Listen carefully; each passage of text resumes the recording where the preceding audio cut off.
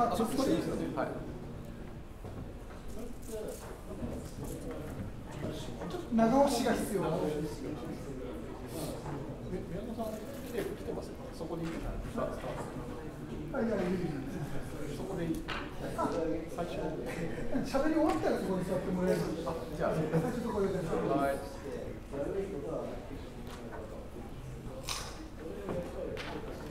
じゃあ、お願いします。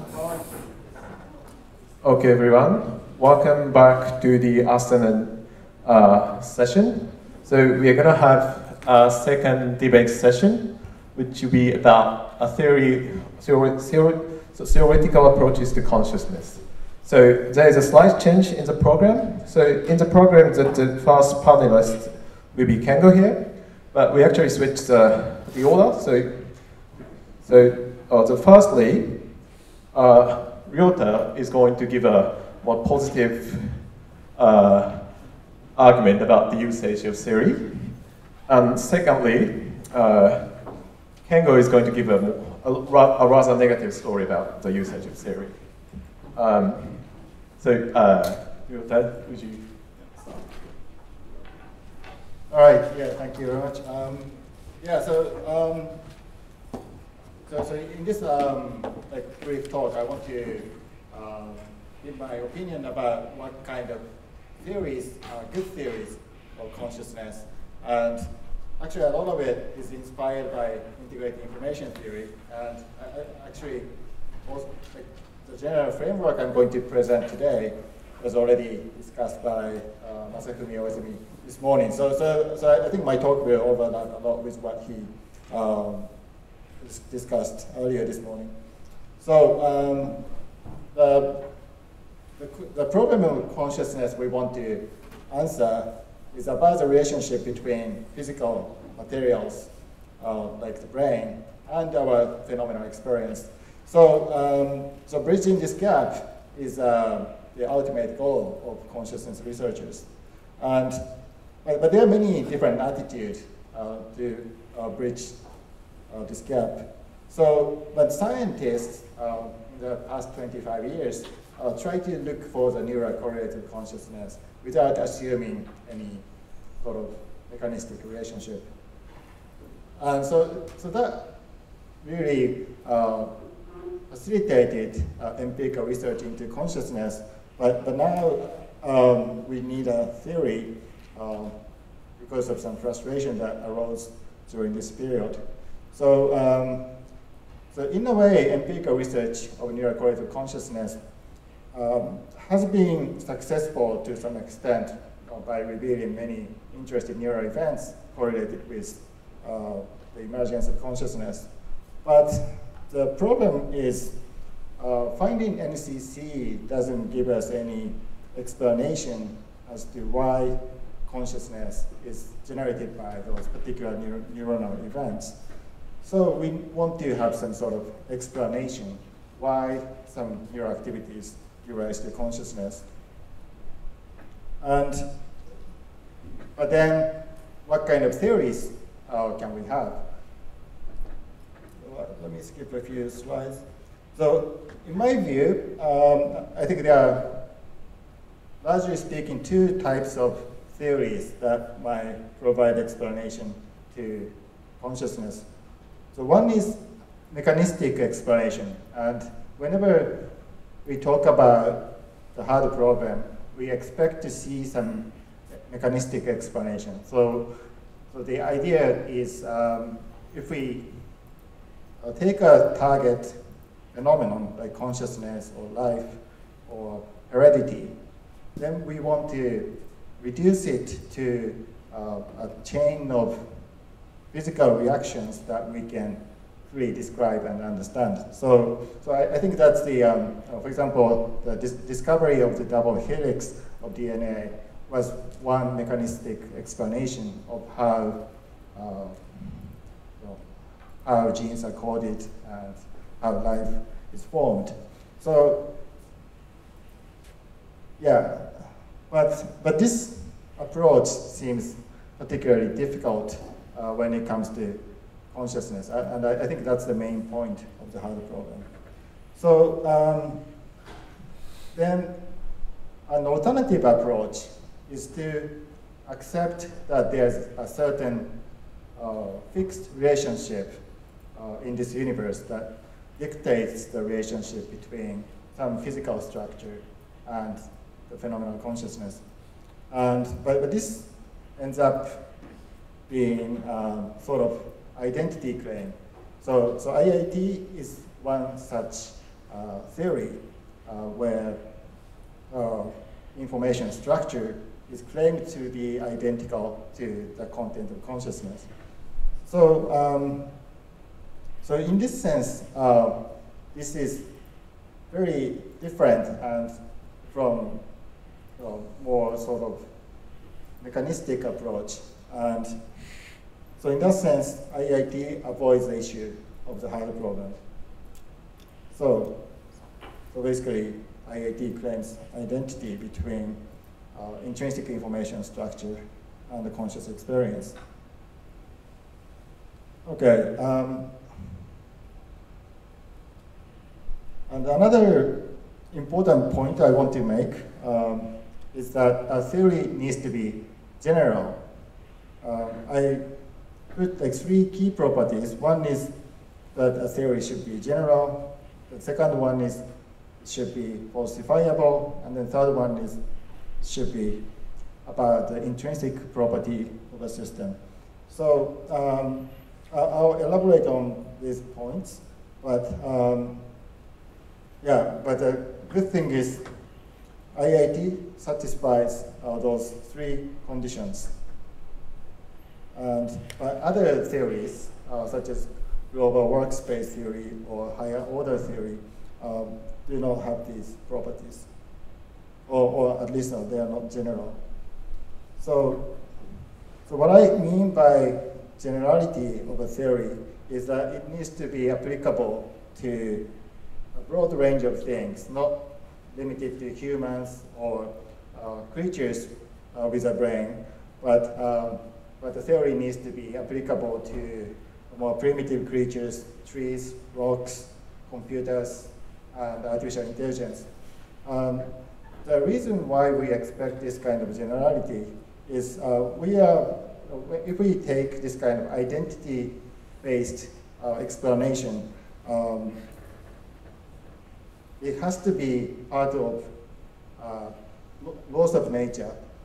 So in that sense, this identity claim needs to be applicable to broad range of things. So in this sense, I think people who are sort of inspired by IIT tend to be disappointed by other theories because it's difficult to apply global workspace theory to rocks to test whether they are conscious. And so that's also true for higher order theory and so on. So for example, if we want to see whether there's any like information sharing or broadcasting, as in global works theory, exists in any arbitrary physical system, without a formal definition of what it means to broadcast information, then we cannot really decide. So in that sense, like many existing theories of consciousness feel very incomplete. And on the other hand, IIT offers at least one explicit mathematical expression of what consciousness is. So regardless of whether IIT is correct or not, I think other theories also should aim to build such mathematical constructs so that we can actually apply them to AI and other things. And also, this is also true for higher order theory. So the important, the key concept in higher order theory is meta-representation. So, but when we think about whether there's any meta-representation in a system, it's a very difficult problem. So, for example, when you have deep neural networks, one layer is in a way a meta-representation of the lower layer, but then we don't know whether it counts as a meta-representation. we can also conceive many other kinds of meta-representation, but we need to have more explicit mathematical definition for such concepts. And in a way, it's a kind of a side story, but when we talk about easy problems of consciousness, actually easy problems are still hard because a lot of ideas or the cognitive functions also lack rigorous mathematical formulation. So in that sense, it's very important to have formal definitions for cognitive concepts. And I think falsifiability is always needed for any scientific theory, not limited to consciousness. But falsifiability comes from the ability to make predictions. And a lot of times, people complain that IIT is not testable, therefore it's not science. But in principle, I believe IIT is testable. But there are a few important things. So one is, in the case of consciousness research, we cannot directly observe the contents of consciousness. So in that sense, testing the phenomenal consciousness is difficult, but this limitation is overcome if we consider testing experiences through our own consciousness. So maybe it's like what Masataka Watanabe talked about yesterday. So connecting AI or a piece of system to your brain to incorporate it into part of consciousness could be one way to test it. It's just not possible with current technology, but it's not logically impossible. And one frustration with IIT is a lot of predictions by IIT are very crude. So maybe we can talk about the relationship between phi and the level of consciousness, but it's a very crude prediction. So we want to be able to make more specific ones, so such as like finding some information structure in some part of the brain and predict the qualitative aspect about, for example, whether that experience is similar to visual experience or auditory experience. So that kind of more specific predictions might be needed. And also people often talk about IIT is not computable, but I believe this is only a technical problem. It doesn't, there are a lot of things that are difficult to test computationally. And also, IIT is limited by our technology to record from many neurons, but I think this is also eventually solved. So in a way, I think IIT is in principle falsifiable. And the third point is the theory must be about intrinsic property. So it's actually like here I'm using the word intrinsic in a different sense than intrinsic perspective in IIT. But the point is, when the theory says something about consciousness of a system, then that property needs to be clearly defined, independent of the observer. So for example, if we say some part of the parietal cortex is important for consciousness, but then labeling some part of the brain as parietal cortex is an extrinsic view. So the property needs to be intrinsic to the system itself. But one difficult question is when we want to think about information content of a system, information depends on our definition of the state. So, but in the physical system, it's very difficult to say what constitutes a state. So that's a separate issue, but it's a difficult one. Okay, and finally, I want to make 2 points about the usefulness of having a theory. So one is, it's very common to understand the world through the lens of a theory, even when we cannot directly observe them. So actually, like, these 2 points are connected. So the first one is about making inferences about things we cannot directly observe. So so for example,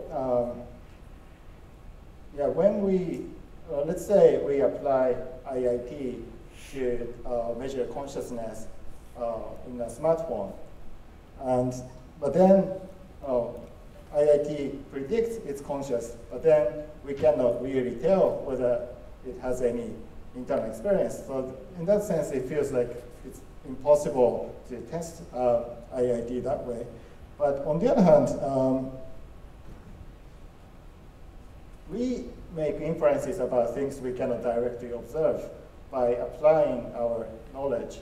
That's a very common practice in science. So for example, like before airplanes or like ships were invented, it would have been very difficult for people in the North Hemisphere to reach Australia. But then if we use our theory of seasons, which is that the season is due to the tilt of the axis, then we can predict the seasons in Australia are opposite to the North Hemisphere without going there. But now we can actually go there and then test whether that prediction is correct. But I think in terms of technology, that testing that is difficult. But now there are many things we feel we know for almost sure, but without reaching. So, for example, we know that at the core of the Earth, there's iron, but this kind of inference is made only through the physics we learned on the surface of the Earth. So actually, it's very difficult to dig a big hole. So in a way, it might be more difficult to reach the core of the Earth than to a few other people's core. But we have like strong belief that something exists there. But this kind of inference comes from our theories of physics. So we become confident about our theories of physics and then apply that knowledge to make inferences about things unreachable. And we do the same thing when we discover exoplanets. Yeah, so in this sense, we can apply the same principle when we test IIT or when we apply IIT. So for now, we can test predictions of IIT using ourselves as a subject or making reasonable guess about the state and the content of consciousness in other animals. But once, if we are convinced that IIT makes good predictions, or maybe like a different version of IIT, or maybe completely different theory, but as far as we have, as long as we have a good theory of consciousness, then we can start applying the theory to things we don't know about the existence of consciousness, such as the neurons on a petri dish, or artificial neural networks, or computer programs in a robot. So the important thing is a theory of consciousness needs to be general. And if we have a general theory, that can be eventually used to test consciousness in other things. But often in the history of science, this kind of extrapolation of existing or current knowledge to things we cannot directly observe has been very, very useful. Okay, yeah, so that's it. Thank you.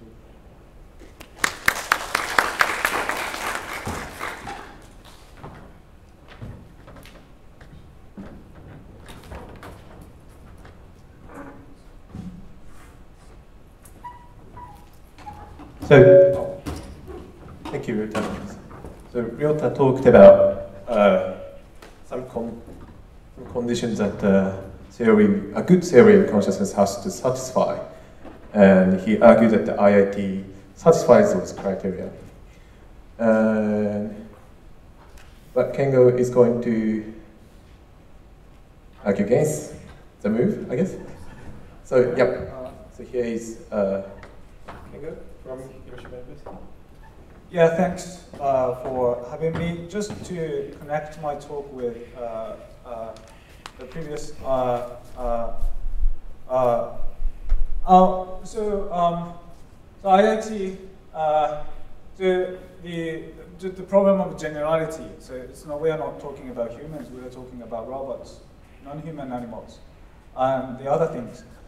As I want to take up that issue, and I want to get into a bit more details about the problem of generality. And then I want to start by distinguishing two different kinds of questions about consciousness. So one kind of questions concern the relationship between what's happening in your brain here, and then what's happening in your consciousness. Okay, so these are familiar questions, I guess, familiar to you. There are different versions of the questions: mind-body problem, heart problem, consciousness, explanatory gap problem. So there are many different ways to express the questions. But basically, those questions concern the relationship between what's happening here and what's happening there. I want to distinguish those questions from the other kind of questions that are not really about what's happening here and what's happening there, but rather about the relationship between what's happening here, there, and then there. So basic idea is that we are pretty familiar with what's happening in our consciousness, like something like this is happening, but there are different kinds of consciousness. So bats are having some kind of consciousness, but bats' consciousness is really alien to us. It's really hard to imagine what it is like to be a bat. Even among humans, we have some, there are some people who are a bit different kind of conditions, having different kind of conscious experiences. Split brain patients, for example. It's really hard to imagine what it is like to be a split brain patient, for example. So given all these variations of consciousness, this is basically the generality thing. The questions are, what are essential features of consciousness? What is really constant? What is really shared between all forms of consciousness? So I want to, my name for this question, these questions, is vertical questions. Like it's vertical. And my name for these questions is horizontal questions. Okay, so that's a little bit of terminology. So vertical questions, basically, how and why is consciousness related to brain?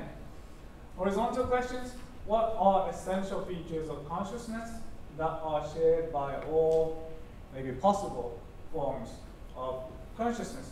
I want to stress the distinction between those two problems.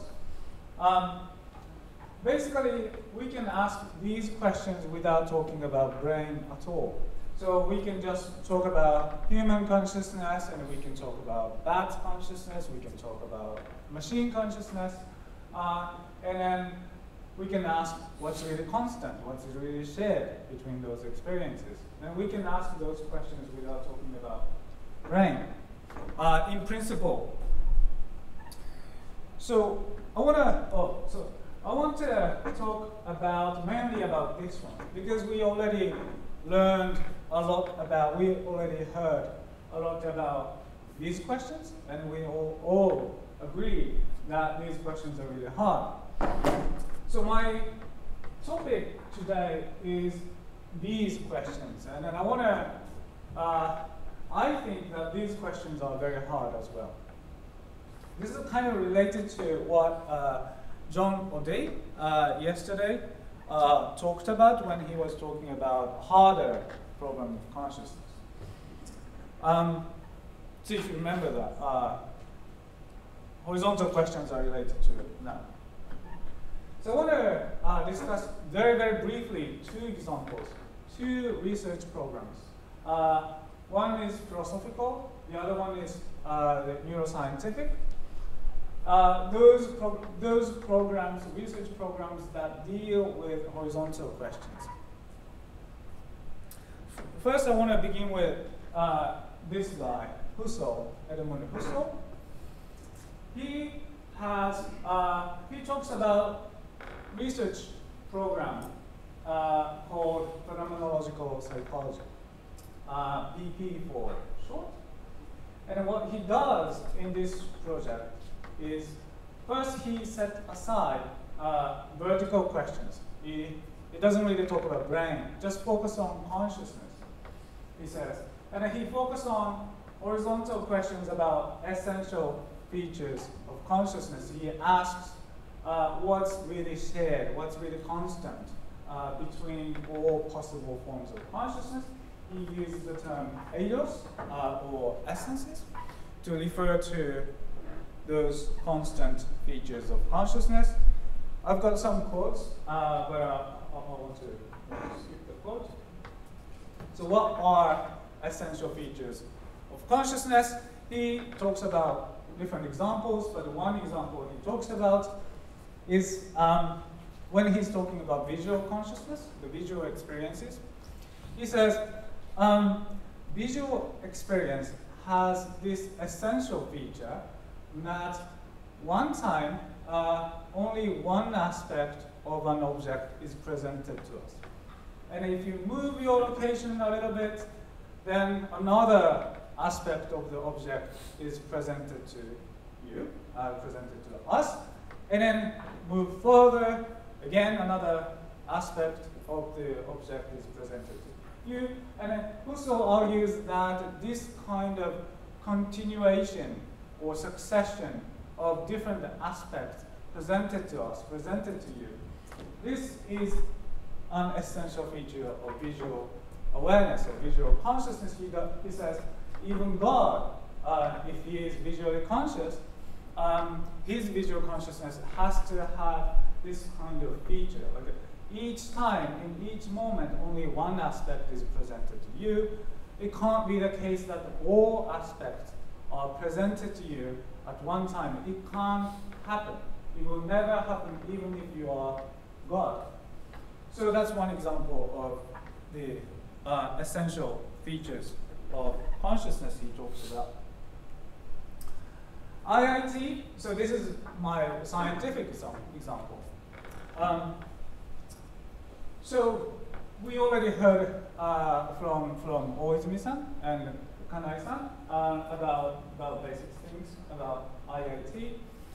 So they do not begin with vertical questions. If you remember Oizumi-san's talk, he says they don't begin with brain, and then how they don't really ask how brain activities can lead to conscious experience. They don't do that. So they do not begin with vertical questions. They rather begin with horizontal questions about essential features of consciousness. So they begin with axioms. The quotes are, but I'll just skip the quotes. So these are the axioms. We already heard about these axioms. So the crucial thing is that these are essential. These are supposed to be essential features of consciousness shared by any form of consciousness, including octopuses and a vegetative patient, vegetative state, patients in the vegetative state, and so on, implants and maybe machines. Any form of consciousness has to have these features. So I want to draw your attention to the kind of interesting similarity between Husserl's project and IIT. Of course, this is only the beginning of IIT. We already heard about that as well. So Husserl says, okay, so we set aside vertical questions. We want to focus on horizontal questions about eidos. IIT people say kind of similar thing, like they don't begin with vertical questions, they begin with horizontal questions about essential features. Of course, one difference is that Husserl just set aside vertical questions and he will never come back to vertical questions. So basically he's just set aside and he's not really interested in those questions. On the other hand, IIT people do not begin with vertical questions, but they will come back to vertical questions. So they begin with horizontal questions, and they take our answers to horizontal questions to be informative in thinking about vertical questions. So that's the way in which IIT people connect horizontal questions with vertical questions. So that's the difference between Husserl and IIT, but otherwise kind of similar. Two crucial commitments in IIT. One is metaphysical. So metaphysical commitment is that axioms are supposed to be applicable to all forms of conscious experiences, including octopuses and plants and machines. Axioms are supposed to be really general, universal. Epistemological commitment, the commitment about how we know, how we identify those axioms. So they say axioms are identifiable as self-evident truth. So they are self-evident, so we can discover, or we can relatively easily discover these things because they are self-evident. So this is epistemological commitment. But I guess not just me, I guess lots of people have worries corresponding to metaphysical commitment and epistemological commitment. So metaphysical worry is that, are there any axioms in that sense at all? Are there any essential features of consciousness which is shared by all different forms of consciousness? Are there any? Can we really assume that there are some axioms? Epistemological worry is that even if there are some axioms, do we have capacity to identify those axioms? They say, IIT people say they are self-evident, but note, remember, so those axioms are supposed to be applicable not just us, but octopuses, implants, and then like vegetative state patients. And then, do we have any like direct good access to what's happening in octopus, in octopus brain, the implants? I think this kind of self-evident approach makes some sense as long as we are talking about us. We have good access to what's happening in our head. But once we talk about this generality thing, so once we talk about octopuses and implants, vegetative states, then I guess nothing is really self-evident. Maybe the consciousness happening here is radically different from what's happening in us. So that's epistemological worry. I've got some quotes from Tim Bain in his recent paper.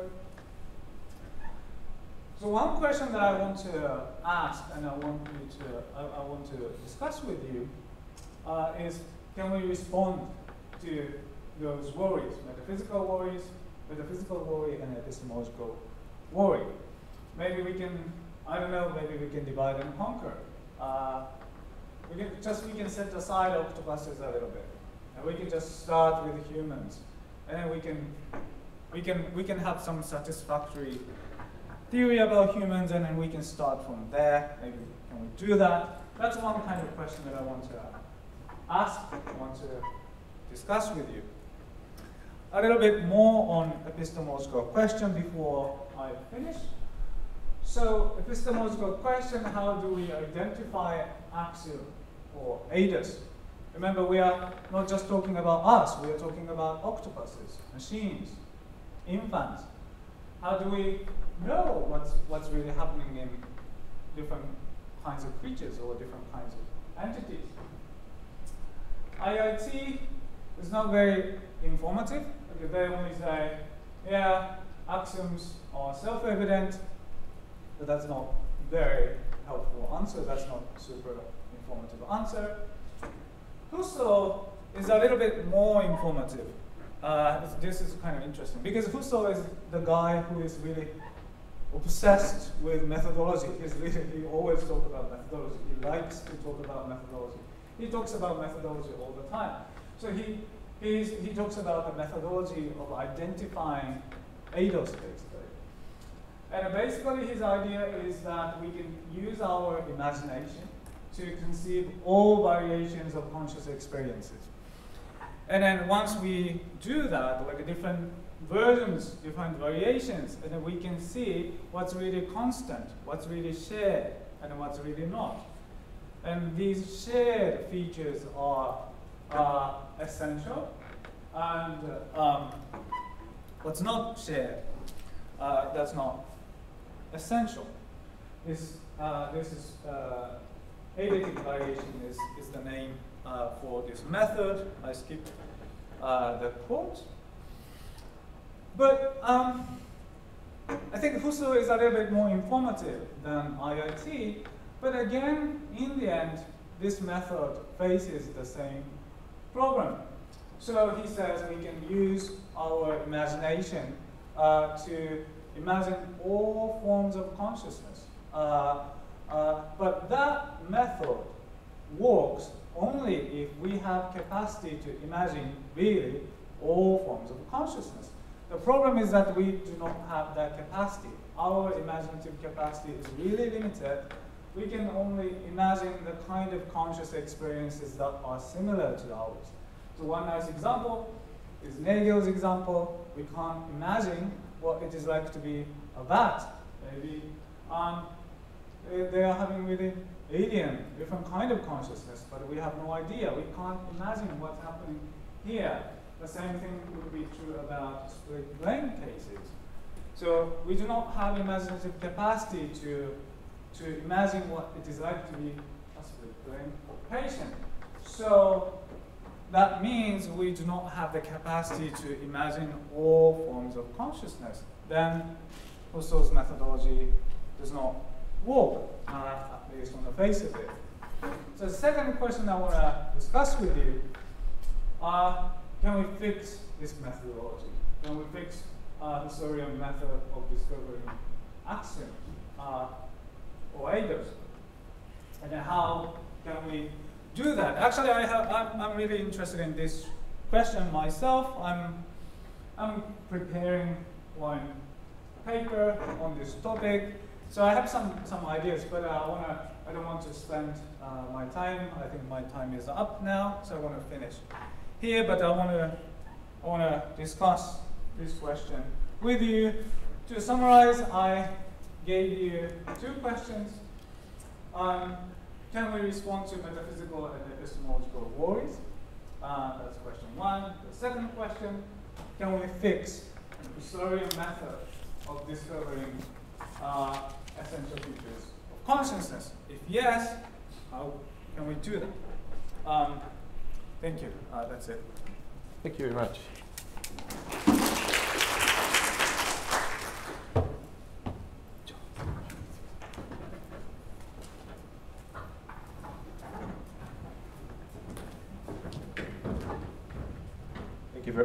Thank you very much, Kengo.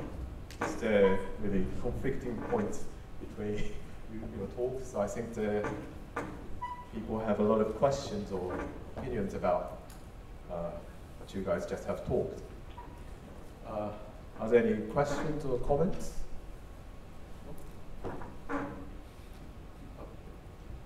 Thank you very much. Thank you very much, both of you. This is really nice to see that we can open this type of question.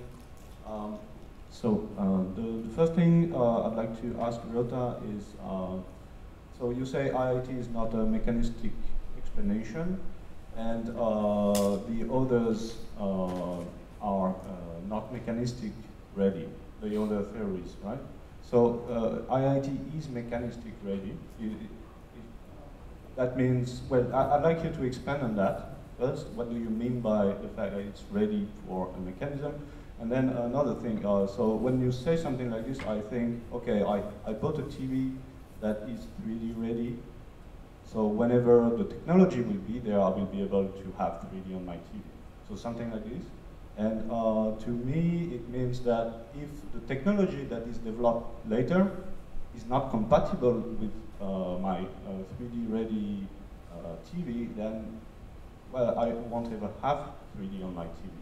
So IIT might be mechanism ready, but if one day we find this mechanism and IIT is not compatible, what should we do? So please precise what you mean by all that. Yeah, so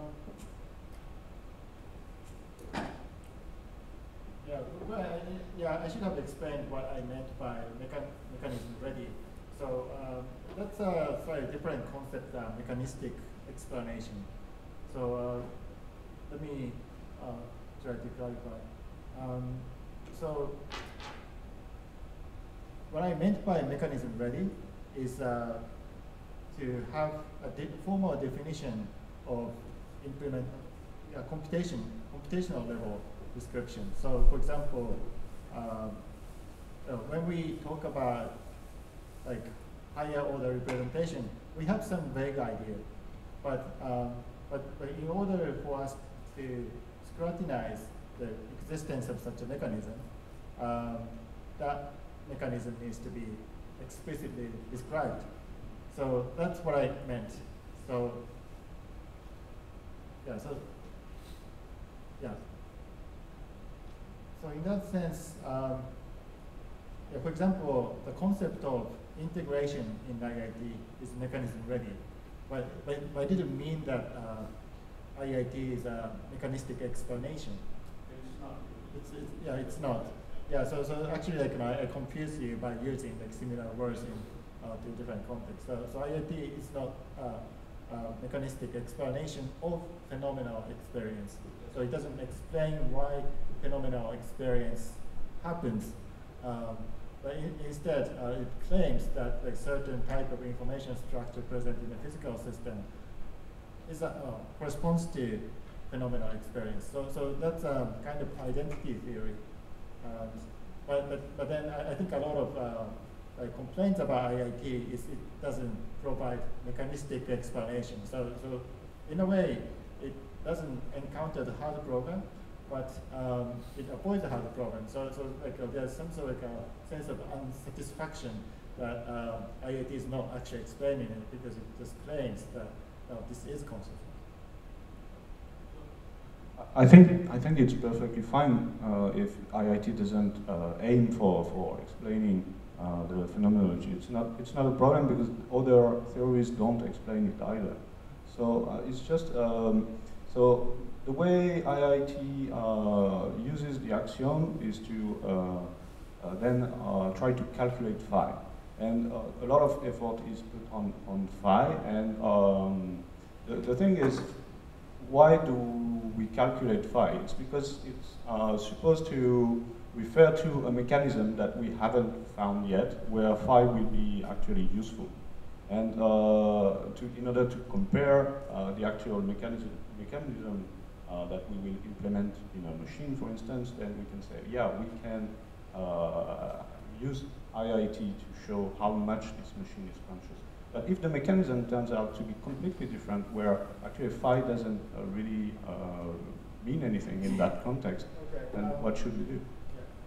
So, but although IIT doesn't explain how phenomenal experience happens from physical interactions, but it gives us a possibility to explain, for example, some properties of phenomenal experience. So, for example, when we observe this visual space, it feels trivial, but it has many structures. I think mathematically speaking, this has like very specific kind of like spatial structure. But that kind of properties should be also reflected in the information structure in the physical system. So in that sense, IIT may give some explanation why vision feels this way and sound feels like different way.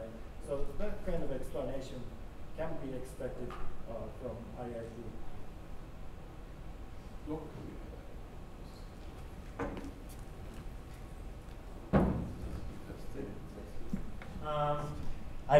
I have a question for each of each speaker. And for Vyota, my question is about, because you said that we can, IIT can predict levels of consciousness. IIT can predict levels of consciousness. So that's, if the prediction is good, then it helps to verify IIT. So my question is, do we actually have a robust or a good idea of levels of consciousness independent of IIT, which can be used to prove IIT? So just for example, when we think of cases like, if I just had a lunch and I'm more tired, does that mean that I'm less conscious? Or people have meditations, and some practitioners claim that they are more conscious, some practitioners claim that they are less conscious. So it seems that it's not clear to me that we have an idea of levels of consciousness which is independent of IIT, which can help us to verify IIT. So can I ask also another question first for another speaker? Sorry. So I can see that there's a difficulty for taking all kinds of consciousness into account. But maybe IIT can just be less ambitious and focus on these kinds of consciousness. So why should we consider all kinds of consciousness, and why should that be the ambition of IIT? It seems that if the IIT field just say that I'm less ambitious, then they can avoid the problem you mentioned. Okay, so let me take the first question. So yeah, to know the level of consciousness, we need to rely on very obvious cases, such as awake versus sleep, or anesthesia, or coma. So yeah, I mentioned in the slides that IIT's predictions are still very crude. Yeah, I think that seems to be one of the complaints I encounter when, or some sort of disappointed I see when I mentioned like a possibility of testing IIT depends on distinguishing sleep versus awake. But I think that's the first step. But I'm aware that to test the theory more rigorously, we need even finer predictions.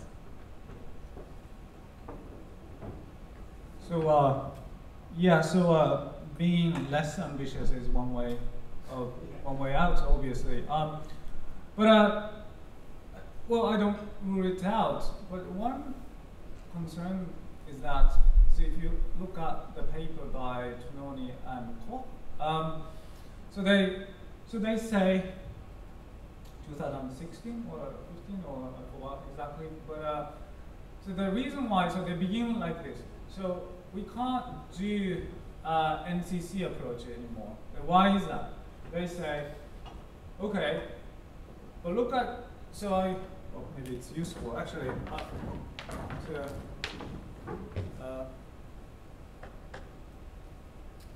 So this photo, I take it from their paper, 2015 paper.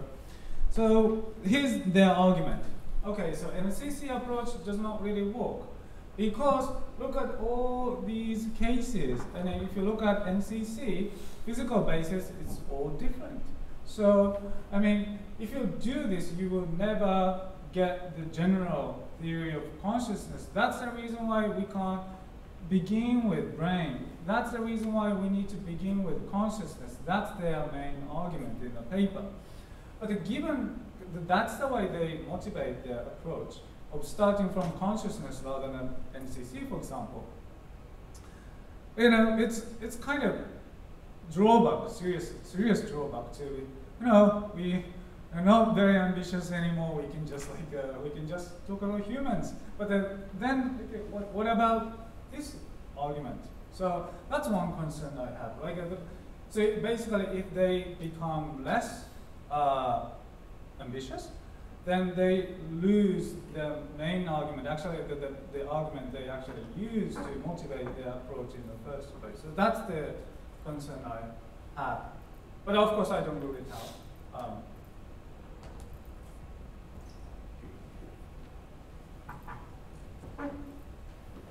So my question goes right at the beginning, but actually it relates to the other speaker as well.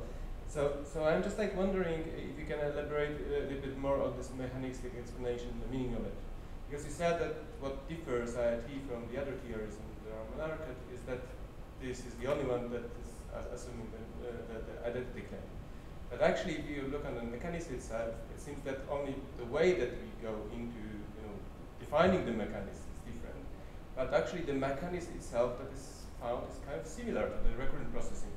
Because there we also got like a kind of mechanism in the brain that is just taken as granted as kind of the proof and the necessary condition for consciousness becoming present in the system. So you came to the solution from the different point of view. So here you're you're starting with phenomenology, and in a recurrent processing account you're starting from the analysis of the brain activation. But then the result is in a sense the same. So you get the mechanism actually. This mechanism is responsible for awareness, and I do not see that it's actually related to the identity claim. And this also relates, if I can continue and relate to the other speaker a bit, it's also related with the question about the generality. So if you're just assuming the identity, that is even more problematic from the generality point of view, because it means that you have the totally different awareness in a system that has another, I'll say, the brain, another system that realizes the consciousness, right? Because if you have some the identity, the experience is supposed to be significantly different, right? Okay, so yeah, maybe I also need to clarify what I meant by mechanistic explanation. So in my opinion, there's no mechanistic explanation in current theories of consciousness because we have no explanation why certain physical interactions produces this phenomenal experience. We can only talk about some sort of functional mechanisms which seem to be associated with consciousness. So for example, let's take metacognition. And so if we take metacognition, we can have mechanistic explanation of metacognition by analyzing how neurons implement this kind of metacognitive judgment. But then that's an explanation, mechanistic explanation of metacognition. But then if we assume metacognition is a sign of consciousness, then there we are making some sort of identity claim. So in a way, also in IIT, of course there must be some mechanisms that support integration of information. So that's a mechanism. But by itself, it doesn't really explain why that corresponds to phenomenal experience. So that's what I meant by mechanistic explanation. And I think it's probably very difficult to come up with any mechanistic explanation.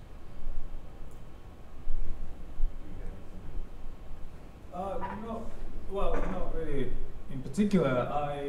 I think I agree. So it's kind of one of the traditional topics in philosophy of mind. So identity thesis as this problem of multiple realizability. You identify your mental state with some particular kind of physical state, but then what about Martians? What about octopuses? And that kind of stuff. Of course, philosophers have some techniques to address those questions by distinguishing token identity claim, type identity claim. You can make it more functionalist. But basically, I agree with you. So, like, identity claim makes the generality problem harder. So, but I think what they want to do is to. So that's the reason why I think they want to begin with axioms, right? So they begin with axioms, and axioms are supposed to capture what is really essential, what's really shared by all creatures, all possible creatures. So you begin with that, and then that helps you to come to this conclusion that, okay, now we can identify consciousness with integrated information in the way. So I think that's the way their argument is supposed to work. And then if it is really successful, then maybe we can avoid the problem. The question is really whether that's really successful.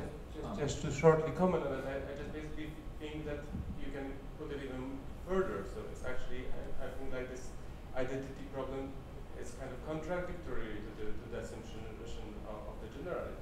So because you're just like taking the example of the human as a starting point, then you're just by nature analyzing only the human system and the way in which the human system realized the consciousness, right? And then because of the identity claim, you cannot like assume that the theory that you're just building in general, because of the identity claim assumption, you're supposed to expect that in the differences, then the mechanism is totally different. Right. Well, I agree. So I didn't want to sound really negative, but you. But yeah, that's what I. But that's what I wanted to say in a way. So I agree with you. But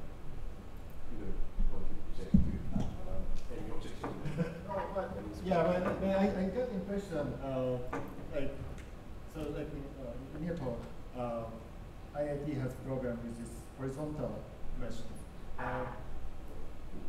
So I think it's also related to this truthness of predictions of IIT. So the current IIT tries to handle qualitative aspect of information, but it doesn't tell. But there's nothing about qualitative aspect of information in the axioms. I think all the axioms are very, very fundamental. So the first one is just existence, and then information axiom seems almost trivial, like non-informative consciousness is like almost impossible. And integration is probably the key idea. But I think even without like introspection by humans, I think it's relatively safe assumption because Exclusion? I agree. Exclusion is tricky. Actually, I don't think exclusion is a trivial sort of axiom based on phenomenological observation. I don't feel exclusion through my introspection.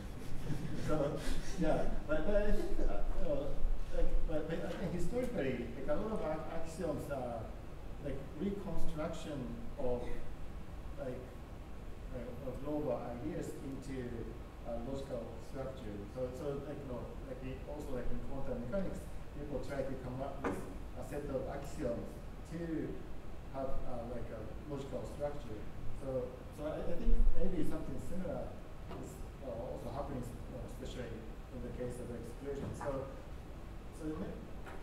maybe axioms are not as trivial as like IIT papers claim, but on the other hand, they are sort of fundamental features of consciousness, and so in that sense, I tend to accept that like those functions, maybe except for exclusion, have to be in place in other conscious species. But there might be even more difficult problems for artificial consciousness.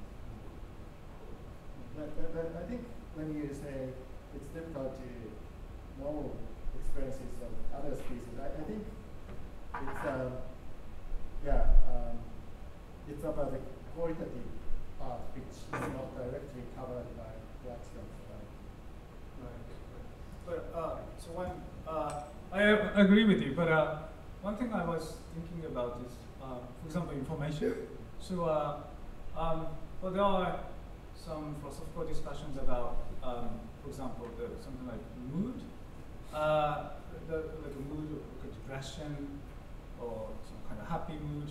Does that convey any information? Like that's kind of classical, one of the classical problems in philosophy of mind. So,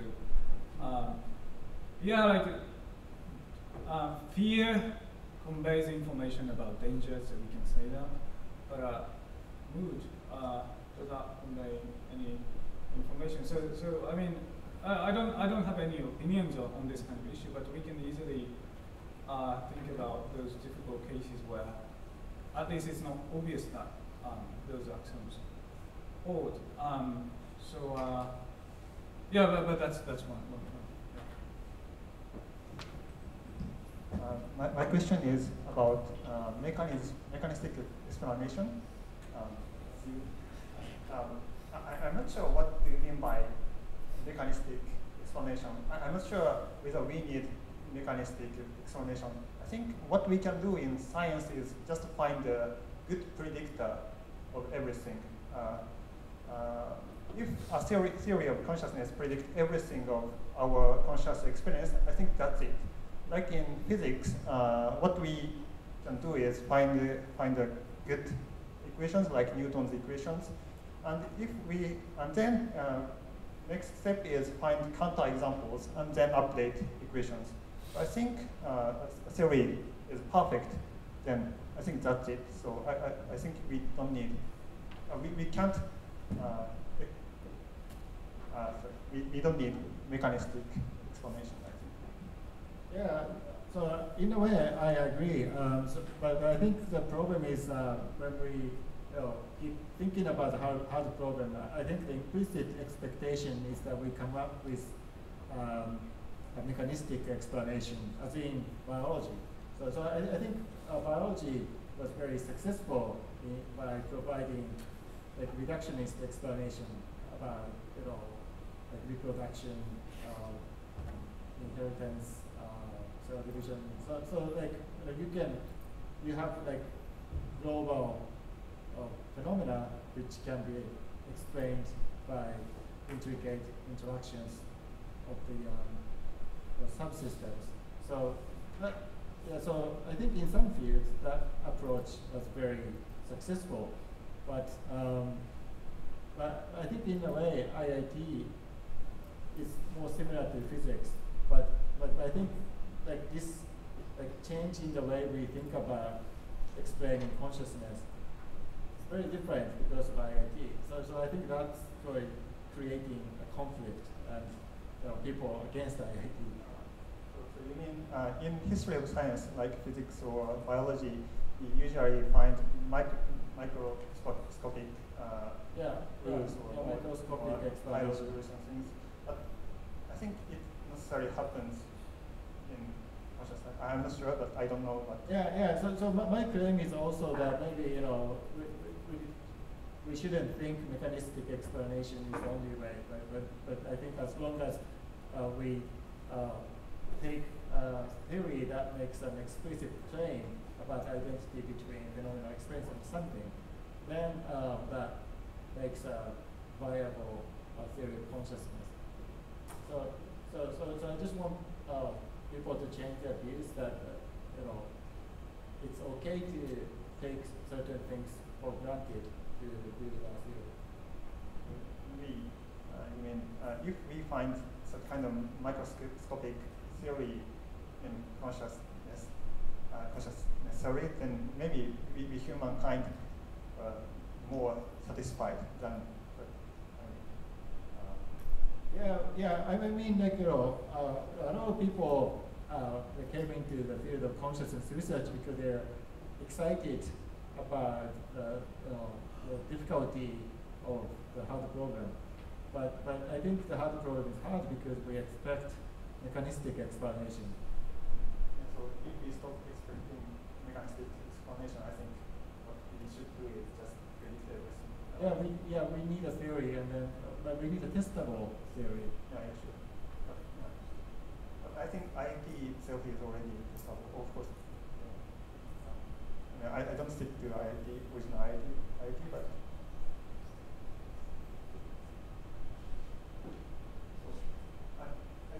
I think a theory doesn't have to be mechanistic to be testable. Yeah, so it doesn't have to be mechanistic. So maybe I also induce the same confusion. So what I meant, okay, so maybe I shouldn't have used the word mechanism already. It's a different concept. Yeah, so what I meant by that is like formally defined. So yeah, but my main claim is a theory doesn't have to be mechanistic. I don't think there is any mechanistic theory yet. But instead of expecting to build a mechanistic explanation, well, we can find some sort of best candidate for this identity. Yeah. I saw here that maybe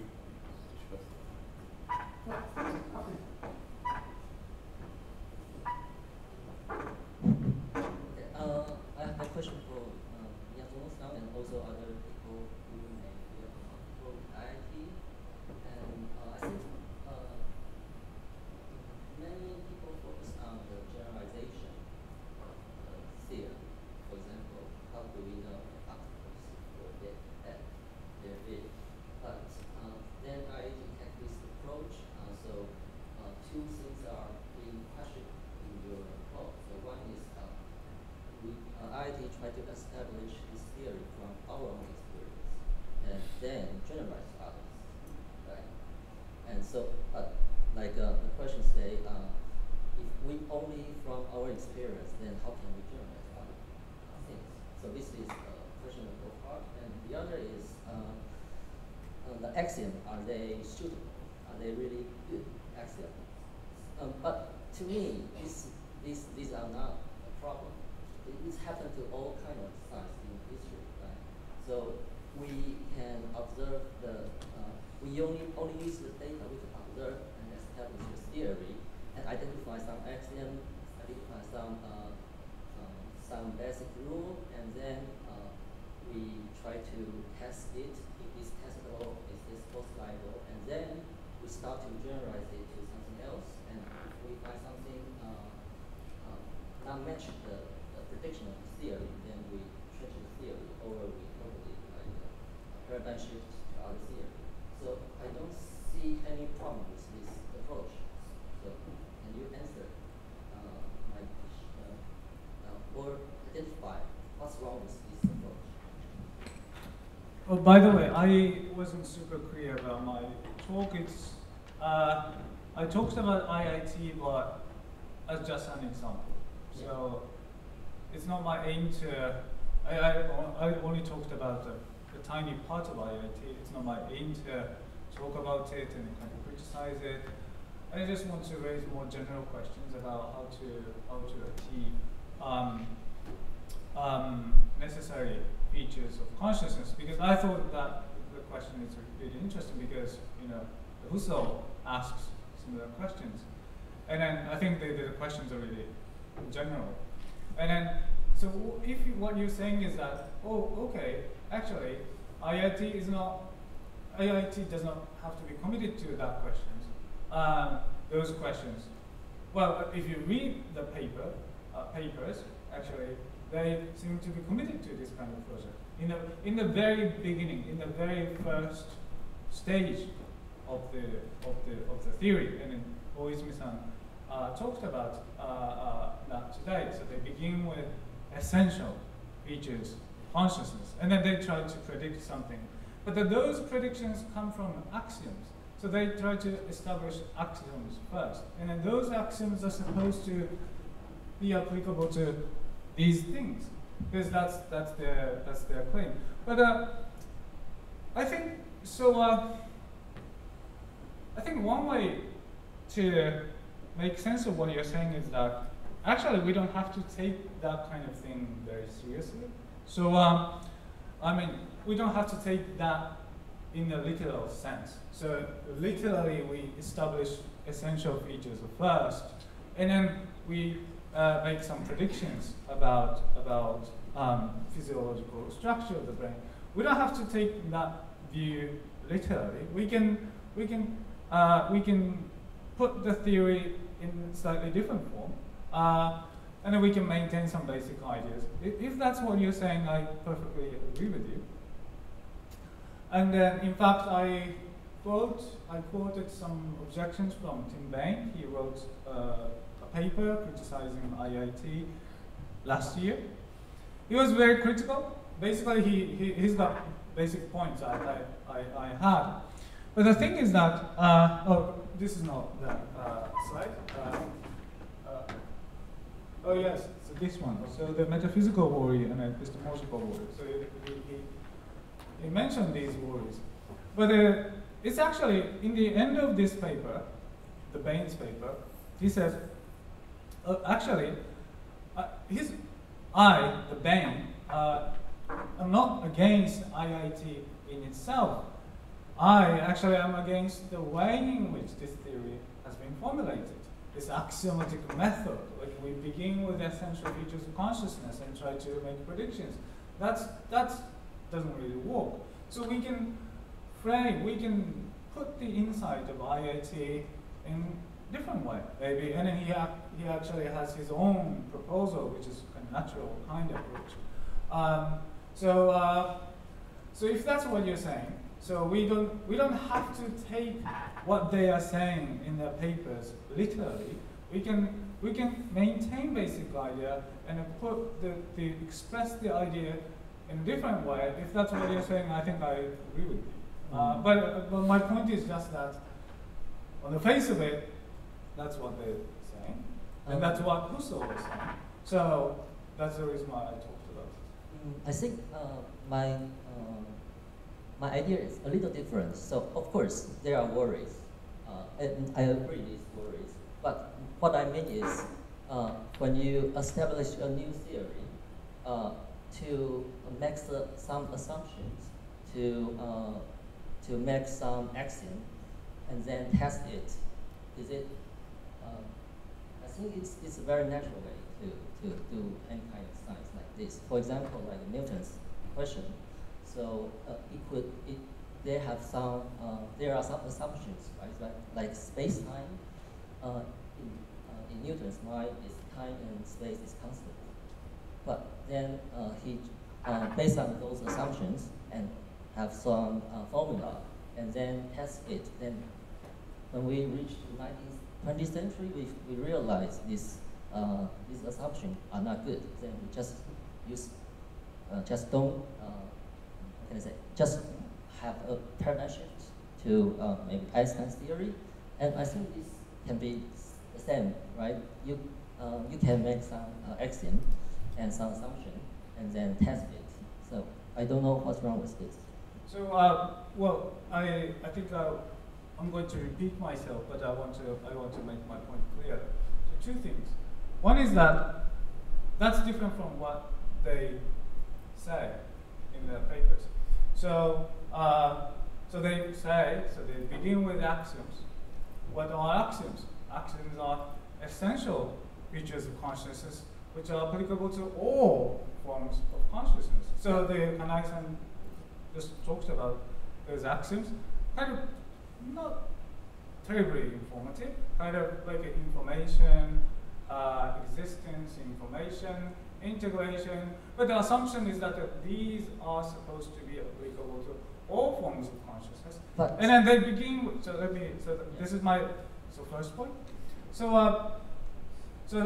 I'm kind of repeating myself. So what I'm saying is that if what you're saying is that, okay, so we can put the theory in a different way, in the way you're talking about, and we can solve the problem, I agree with you. So that's what I said earlier. So that's one thing. The second thing is that, is related to what I said in response to one of the early questions. So, so in this paper, 2015 paper, so they criticized NCC approach. by saying that if you start from NCC, you're not going to get generalization because the NCC is really different, right? So that's what they take to be the main advantage of starting from consciousness rather than the brain. But one concern I have about your proposal is that if you go in that road, okay, so we can begin with something and we can test it. If that's wrong, we can change it. But then I think that approach is also available to NCC people, right? So if you can begin with NCC of humans or something, and then we can have some theories about what kind of physical things are correlated with consciousness, we can test that, we can revise that. So I don't rule out what you're saying is, but what I'm saying is just that if you go that way, I wonder, my concern is that they lose what they take to be their main advantage, the main advantage of their approach. So that's my concern that's related to one of the earlier questions.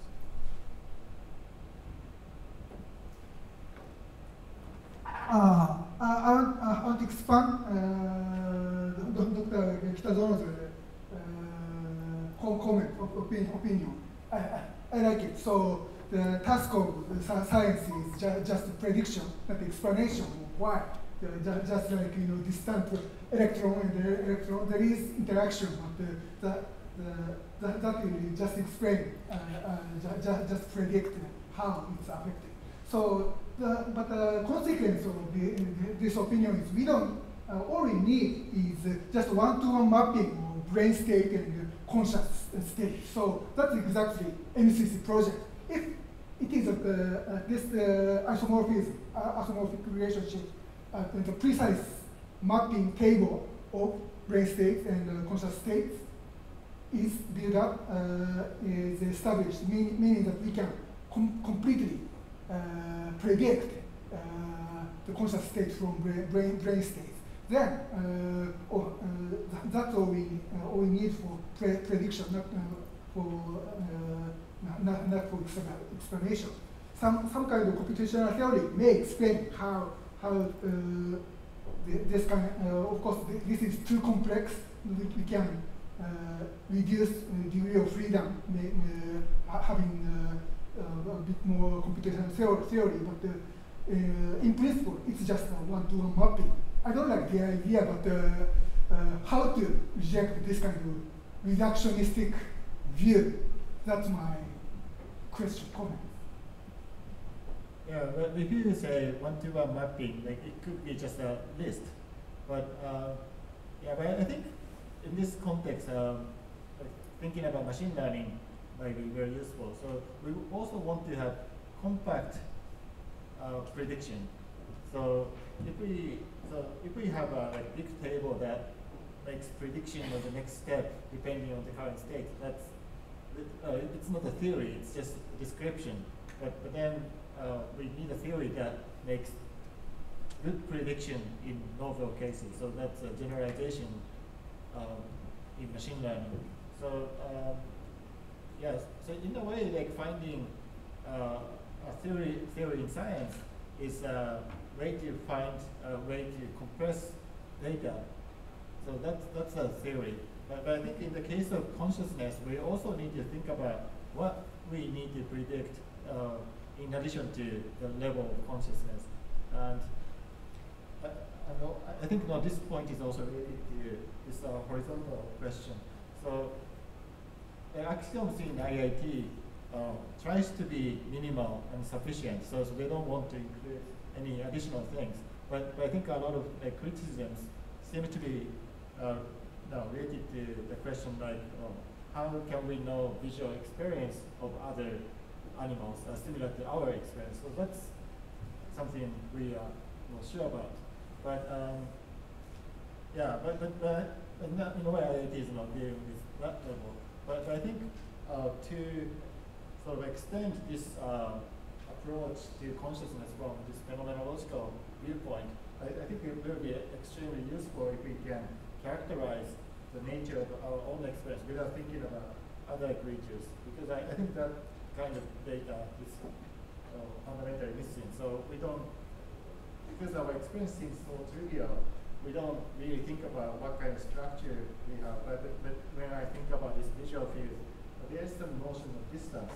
That's really trivial, but this distance must have certain type of mathematical properties, and then probably we can apply similar things to analyze auditory experience and things like that. I was expecting Husserl would do that kind of work, but he always talks about the importance of doing such a thing, but without actually describing details. So yeah, so I think it would be nice if people familiar with phenomenology come up with some sort of empirical, experimental way to characterize properties of experience. Just one quick comment on correlation and mechanistics. So there's a famous philosophical problem, the problem in philosophy of science called flag pole problem. So are you familiar with that? A flag pole problem. So is a flag, and the flag casts shadow on the ground. So, and then we can start from, so we can explain the length of the shadow by, in terms of the length of the flag, the pole, in addition to mathematics. So we can explain why this shadow has a particular length in terms of the length of the pole together with math basically. But the thing is that you can do the other way around. So you can start with, you can predict, basically you can predict the length of the shadow, from the length of the shadow you can predict the length of the pole by mathematics. You can, basically that's the same. So this example illustrates the difference between correlation and explanation. So because we explain the length of the shadow in terms of the length of the pole, but we don't do the other way around. So we don't explain the length of the pole in terms of the length of the shadow, right? The length of the pole is explained by some design in the factory or something like that. So the thing is that the correlation is symmetric. So they go both ways, but the explanation is asymmetric. It only goes in one direction. It doesn't go the other way around. So the consciousness research, I think the mere correlation project, personally I find it unsatisfactory because it's just correlational. It's symmetric. So it's compatible with. So you can explain consciousness in terms of brain, but you can go the other way around. So you can explain brain in terms of, as long as you're talking about correlation, you can go the other way, like both ways. Maybe we can say, okay, so the brain is this way and the consciousness is this way. It's correlated, symmetrical, but I think we want to say something more than that because we want to say, yeah, consciousness is like that because the brain is like this, and then not the other way around. So, I mean, that's one thing that we expect from the theory of consciousness, and then that's the reason why I think that's one of the main motivations for mechanistic explanation, because mechanistic explanations are causal explanations, and causation is asymmetrical. It doesn't go both ways. But I mean, I think the identity claim is, of course, another way out. But I mean, as a philosopher, simply correlation doesn't sound really satisfactory because it's just, yeah, completely symmetric. Some comments about your point. I think the problem. I think the problem in the example of black is that if we only consider the length of light and shadow, of course it's symmetric. But if we focus on other phenomena, like we cannot shake shadows, but we can shake blacks, then it becomes asymmetric, right? I think this is example of this is a kind of counter example. Of course, if we only want to explain the length, then symmetric and the theory of length is explain everything about the length of light and shadow. But if we find counter example, then we need new theory. So I think what we should do first is in theory of consciousness is explain everything and then go deeper. I agree with you, so I don't really disagree with you. My point is just that as long as we are just talking about correlation, there's a perfect correlation. No matter what you do, no matter what you, however you move this one, this movement of this one is correlated to the movement of that one, and then that's completely symmetric. So, I mean, as long as you're talking about correlation, right? As long as you're talking about correlation, everything is symmetric. But I think you get it right, because what you're saying is that, but we can move flat around, and then that causes the changes this way, but you can't do the other way around.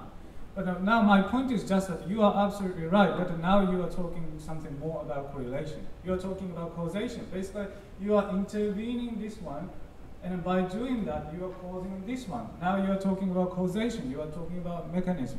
Right? So that's not correlation anymore. I think, but it's still correlation because if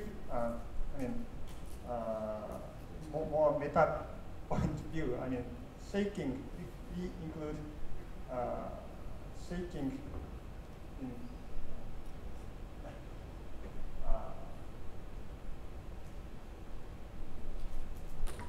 if we take into account the agent that try to move light or shadow and consider everything as a system, then there's no because with the asymmetry, there's correlation becomes smaller. I mean, the agent cannot shake shadows. Right. I'm agreeing with you. What I'm saying is that now you are talking about causation. Yeah, but you are talking something more than correlation. What I want to say is, if we think that the agent is also our also because the agent inside the system, then it's also about correlation. It's not about causation. Oh, so you take agent to be in the story. In the story, yeah. And then maybe yeah. But right. Maybe you can discuss that. Yeah. Time for wrap up. Is it time for wrap up? Is there any final question from the audience? Or maybe from someone who hasn't asked a question? Okay. You got it.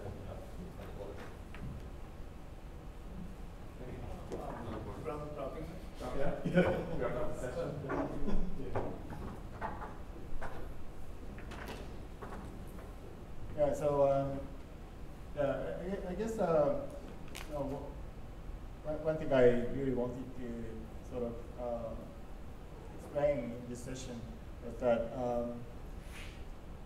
maybe the kind of framework, the general framework offered by IIT is kind of unique, but I think this aspect is kind of overlooked, but it doesn't make IIT right.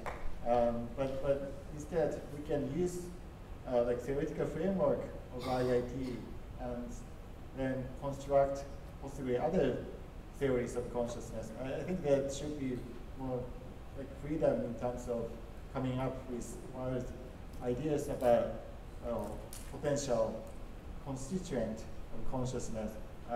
But to do that, I think the framework of IIT is very useful, and I think this value is, should be more appreciated. Oh yeah. didn't expect. I'm closing. I thought Kanai-san is closing it. But I perfectly agree with Kanai-san. This kind of framework. I mean, I personally am really fascinated by IIT, but I remember. So this theory is really in the very, very early stage of development. And then formulation is different in different papers, it's in the progress. So of course we can't expect too much out of this at this stage. And then interestingly, it touches upon many philosophical ideas. I'm not sure that's really good or bad. But I think it's really wonderful theory for the venue like this, because it's still in the process of development, and then it's kind of nice topic that philosophers and scientists and other people can discuss together, and maybe hopefully somehow contribute to the process of development of the theory. So I really enjoyed it. Thanks a lot. Okay, thanks everyone. Time is almost up. Okay, maybe let's dive into comments.